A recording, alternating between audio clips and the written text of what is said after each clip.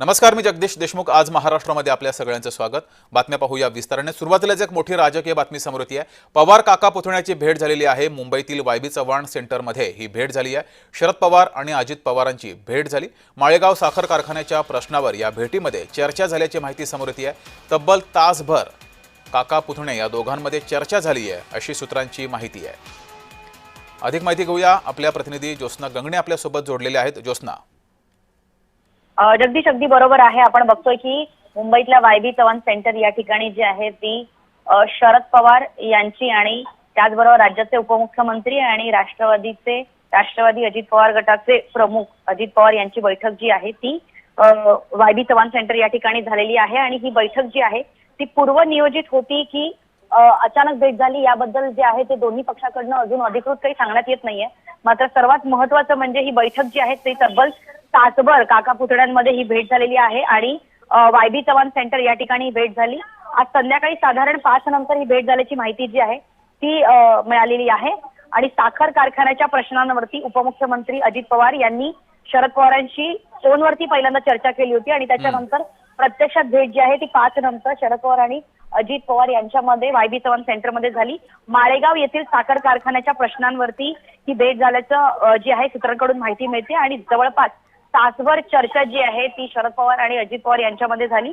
फक्त माळेगाव साखर कारखान्याबाबतच या भेटीमध्ये चर्चा झाली की राज्यातील अनेक इतर प्रमुख प्रश्न जे आहेत त्याच्याबद्दल पण चर्चा झाल्याची माहिती मिळते। मात्र जी प्राथमिक माहिती मिळते ती माळेगाव येथील साखर कारखान्याविषयी या दोघांमध्ये चर्चा झाल्याची माहिती मिळते। मात्र आपण बघतोय की राज्यामध्ये शेतकरी आणि पूरग्रस्त परिस्थिती यावरून सुद्धा दोन्ही काका पुतण्यांमध्ये चर्चा झाली असल्याची माहिती मिळते। कारण आपण बघितलं की पूरग्रस्त ठिकाणाची पाहणी जी आहे ती शरद पवार करणार होते। मात्र ती पाहणी न करता शरद पवारांनी त्यांच्या पक्षाकडनं असं स्टेटमेंट आलं होतं की सर्वात पहिल्यांदा जी आहे ती पंचनामे होऊ देत। आणि दुसरीकडे अजित पवार यांनी सुद्धा अनेक पूरग्रस्त भागाची जी आहे ती पाहणी केली होती आणि या भेटीमध्ये माळेगाव साखर कारखाना आणि त्याचबरोबर पूरग्रस्त एकूणच रिपोर्ट जो आहे, कारण आपल्याला माहिती आहे की पूरग्रस्त किंवा शेतकरी नुकसान भरपाई याच्याविषयी शरद पवार यांनी वेळोवेळी त्यांचं म्हणणं मांडलेलं आहे आणि अजित पवार यांच्याकडे राज्यातलं अर्थ खातं सुद्धा आहे।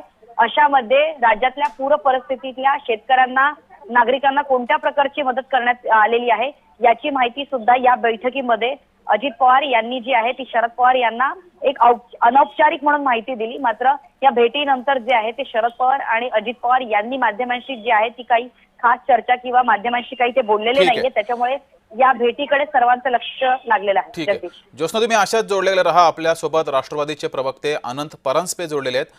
परांजपेजी, कसं बघता या भेटीकडे? गेल्या काही दिवसानंतर पुन्हा एकदा शरद पवार आणि अजित पवार हे एकत्र आलेले आहेत, तासभर चर्चा झालेली आहे, कसं बघताय?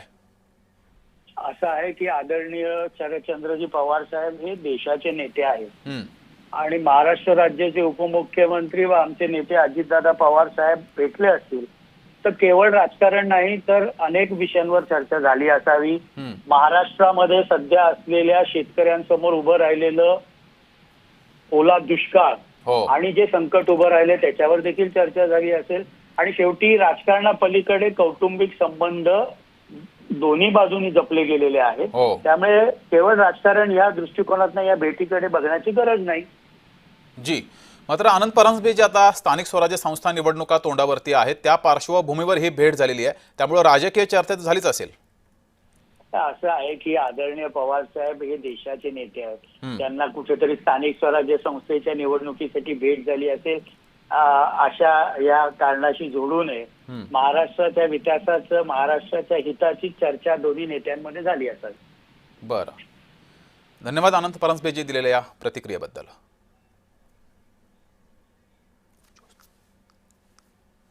अजित पवार यांनी शरद पवार यांची भेट झालेली आहे, तासभर दोघांमध्ये चर्चा झाली। माळेगाव साखर कारखान्याच्या प्रश्नावरही चर्चा झाल्याची माहिती समोर येते आहे। ज्योत्स्ना आपल्यासोबत जोडलेल्या। ज्योत्स्ना, या दोन नेत्यांमध्ये गेल्या काही दिवसात अनेक वेळा भेटी झाल्या होत्या, मात्र आता मध्ये खूप गॅप गेला, त्यानंतर ही भेट झालेली आहे। स्थानिक स्वराज्य संस्था निवडणुका तोंडावरती आहेत, काय नेमका राजकीय संदेश या भेटीद्वारे जातोय? जगदीश अगदी बरोबर आहे। आपण बघतोय की शिवसेनेचे 2 भाग झाले, राष्ट्रवादीचे 2 भाग झाले, काँग्रेसचे अनेक नेते जे आहेत ते इतर पक्षांमध्ये गेले। मात्र राष्ट्रवादीचं जे हे गणित आहे, खास करून जे पवार कुटुंबियाचं जे राजकीय गणित आहे ते मात्र एक न उलगडणारं कोडं आहे असंच आपण म्हणता येईल। कारण अनेक कौटुंबिक ठीक आहे. भेटीगाठी असो ज्योत्स्ना, मी किंवा पुन्हा सरवाद तुमच्याकडे असो, येतो. अशा काही वेळ तुम्हाला थांबवतोय. आपल्यासोबत राष्ट्रवादी शरद पवार गटाचे प्रवक्ते अमोल मातेलेजी जोडलेले आहेत. अमोलजी, गेल्या काही दिवसानंतर पुन्हा एकदा शरद पवार अजित पवार यांच्यात भेट झालेली आहे. कसं बघता या भेटीकडे? त्यामुळे कदाचित त्यांचा सल्ला घेण्यासाठी ते त्यांना भेटले असतील. अमोलजी आपल्यासोबत आहेत. अमोलजी, स्थानिक स्वराज्य संस्था निवडणुका तोंडावरती आहेत. या सर्व पार्श्वभूमीवर राजकीय सल्ला सुद्धा घेतला असेल का अजित पवारांनी?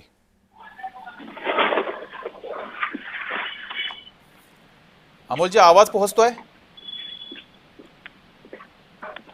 तर अमोलजी यांच्यापर्यंत आवाज जात नाही. पुन्हा आपण त्यांच्याकडे जाऊच. तर अजित पवार यांनी शरद पवार यांची भेट घेतलेली आहे आणि जवळपास तासभर चर्चा या दोन नेत्यांमध्ये झाली आहे. माळेगाव साखर कारखान्याच्या प्रश्नावर चर्चा झाल्याची माहिती समोर येते आहे. मध्ये बराच वेळ गेला. त्याआधी बऱ्याच वेळा शरद पवार आणि अजित पवार यांची भेट झाली होती. मात्र मध्ये बराच काळ गेल्यानंतर पुन्हा एकदा ही भेट झालेली आहे. त्यातच स्थानिक स्वराज्य संस्था निवडणुका तोंडावरती आहेत, पालिका निवडणुका तोंडावरती आहेत. या सर्व पार्श्वभूमीवर ही भेट झाल्यामुळे आता राजकीय चर्चा सुरू झालेल्या आहेत. राष्ट्रवादीमध्ये फूट पडल्यापासून अनेक वेळा या दोन नेत्यांमध्ये भेट झालेली आहे आणि आता पुन्हा एकदा भेट झाली आहे. पुन्हा एकदा जाऊया. अमोल मातेले आपल्यासोबत जोडलेले आहेत. अमोलजी, राजकारणाबाबत काही सल्ला दिला असेल का शरद पवार यांनी आणि अजित पवार यांनी घेतला असेल का काही सल्ला? नाही, मला असं वाटत आहे की महाराष्ट्रामध्ये प्रचंड असा हाकार माजलेला आहे, महापूर आलेला आहे. अत्यंत शेतकऱ्यांची अवस्था दयनीय झालेली आहे. अनेक जनावरं वाहून गेलेले आहेत. अनेक नागरिक त्या ठिकाणी दगावलेले आहेत. अशा परिस्थितीमध्ये राज्यामध्ये किंवा देशामध्ये अनुभवी असे आदरणीय पवार साहेब राहिलेले आहेत. कृषी मंत्री म्हणून त्यांचा दांडगा अभ्यास आहे. कृषी मंत्री म्हणून अनेक वेळा शेतकऱ्यांना विविध पॅकेज देऊन वेळोवेळी मदत केलेली आहे. तेव्हा पवार साहेबांनी आपदग्रस्त किंवा आपत्ती निवारण कसं आणलं पाहिजे अशा परिस्थितीचा दांडगा अभ्यास आहे. म्हणून कदाचित अजितदादा गेले असतील माहिती घेण्यासाठी. कारण ह्या अशा वेळेला सल्ला दिला गेला पाहिजे. कारण इथे राजकारण कुठे येता कामा नये. शेवटी शेतकरी हा आपल्यासाठी फार महत्वाचा आणि जिव्हाळ्याचा विषय असल्यामुळे शेतकऱ्यांच्या विषयासाठी आम्ही सगळे एकत्र येऊ शकतो असं काही नाहीये. परत राजकारण केलं पाहिजे. इथं आम्ही काल देखील आमच्या पक्षाकडून त्या ठिकाणी फार नुकसान झालेलं आहे. त्या ठिकाणी आम्ही मदत देखील पाठवण्याचं काम केलेलं आहे. आम्ही सरकार कुठे करत नाही. सरकार कुठे पडे सरकारने काय काय काम केलं पाहिजे ही आमची भूमिका राहिलेली. आम्ही ती भूमिका मांडण्याचं काम करतोय. आज देखील पवार साहेबांना जर कोणी इतर पक्षाची लोक येऊन भेटत असतील किंवा सत्ताधारी पक्षाची लोक येऊन भेटत असेल त्यात वावगं काही नाहीये. ठीक आहे. धन्यवाद अमोल मातेलेजी दिलेल्या या प्रतिक्रियेबद्दल. ज्योत्स्ना, तुम्हालाही धन्यवाद.